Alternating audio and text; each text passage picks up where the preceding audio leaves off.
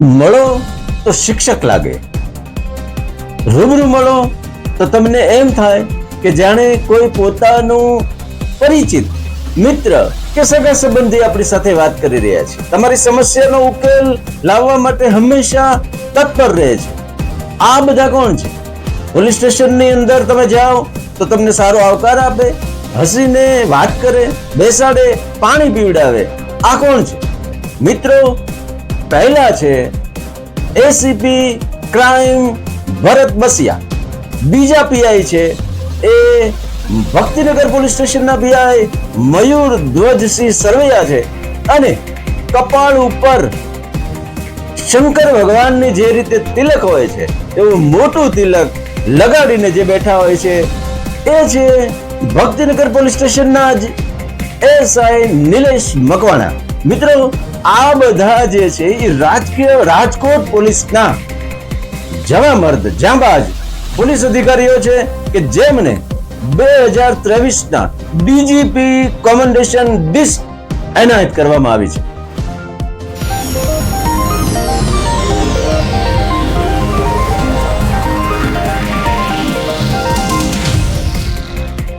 નમસ્કાર, evening પોસ્ટના digital platform પર હું છું આપની સાથે કુમાર. મિત્રો, ઇવનિંગ પોસ્ટ ન્યૂઝ ચેનલને આજે જ લાઈક કરો, શેર કરો, સબસ્ક્રાઇબ કરો. મિત્રો, રાજકોટ અને સૌરાષ્ટ્ર માટે ગૌરવ કહી શકાય એવું રાજકોટ પોલીસ તંત્રની શાનમાં એક નવું પીછું ઉમેરાયું છે, સારું પીછું ઉમેરાયું છે. એ મુજબ રાજકોટ ક્રાઇમ બ્રાન્ચના એસીપી ભરત બસિયાને ડીજીપી કોમેન્ડેશન ડિસ્ક આપવામાં આવી છે. એ જ રીતે ભક્તિનગર પીઆઈ મયુર ધ્વજસિંહ સરવૈયા એમને પણ સન્માનિત કરવામાં આવ્યા છે.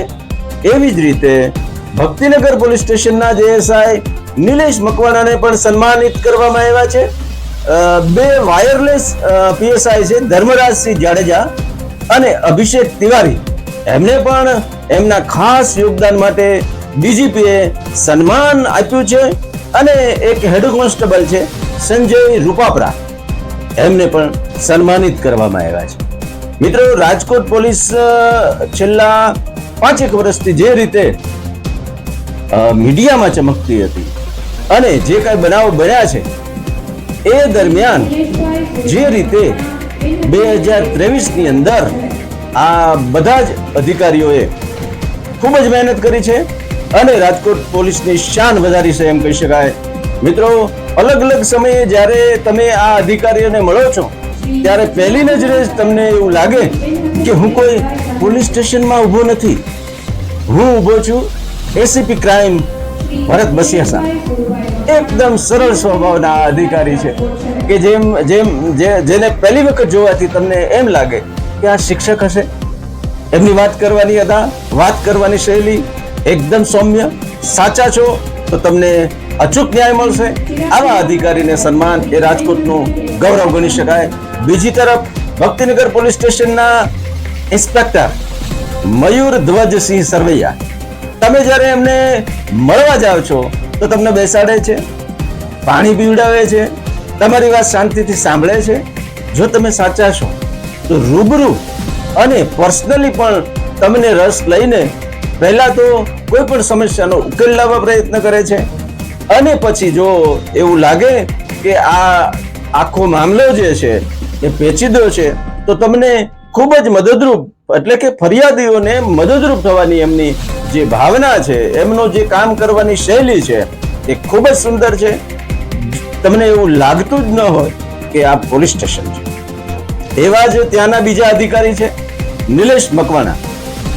શંકર ભગવાનની જેમ, મહાદેવની જેમ મોટું તિલક કપાળમાં લગાડેલું હોય છે, આવે છે, મહાદેવ કહે છે અને તમારી વાત સાંભળે છે. આ અધિકારીને પણ સન્માનિત કરવામાં આવ્યા છે.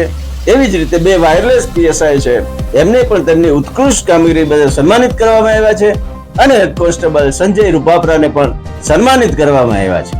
આ બધા અધિકારીઓ રાજકોટનું ગૌરવ કહી શકાય અને રાજકોટના પોલીસ તંત્ર સહિત સૌરાષ્ટ્રના પોલીસ તંત્રની અંદર આ અધિકારીઓનું જે સન્માન કરવામાં આવ્યું છે એનાથી આનંદની લાગણી છવાય છે.